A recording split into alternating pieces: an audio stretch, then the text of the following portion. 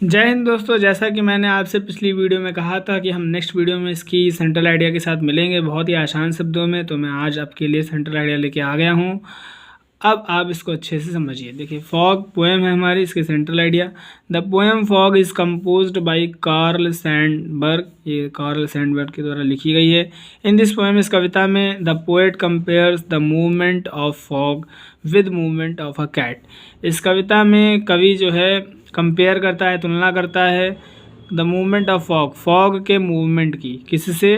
For movement of a cat, एक cat के movement की, गति की तुलना एक फॉग के मूवमेंट से करता है। ठीक है। कवि कहता है अकॉर्डिंग टू हिम, उसके अनुसार, कवि के अनुसार, उसके मतलब कवि के अनुसार, द फॉग कोहरा कम्स आता है साइलेंटली, धीरे धीरे।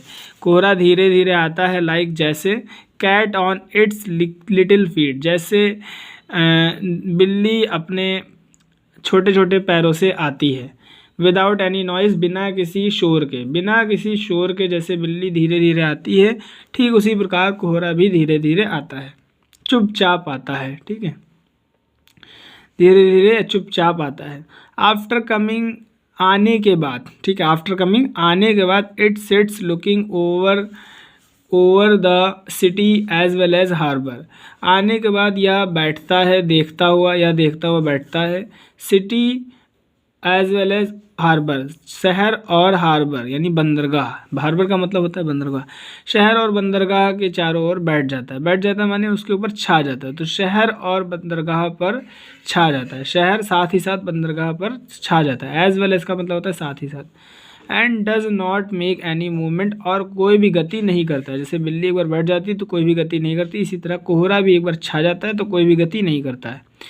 फाइनली, अंततः, इट गोज़ वे साइलेंटली, आखिर में यह चला जाता है चुपचाप, या चुपचाप चला जाता है, लाइक जैसे, द कैट, जैसे बिल्ली चली जाती है उसी प्रकार ये भी चुपचाप चला जाता है। हैंस का मतलब आता होता है द फॉग इज़ इंडिपेंडेंट, कोहरा यानी फॉग इंडिपेंडेंट है। ठीक है, आत्मनिर्भर है, किसी के ऊपर निर्भर नहीं है। इंडिपेंडेंट का मतलब होता है जो किसी के ऊपर निर्भर ना हो।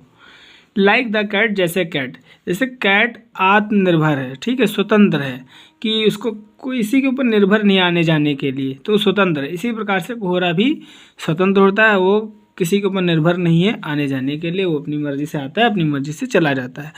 तो दोस्तों, आई होप आप इस सेंट्रल आइडिया को बहुत अच्छे से समझ गए होंगे।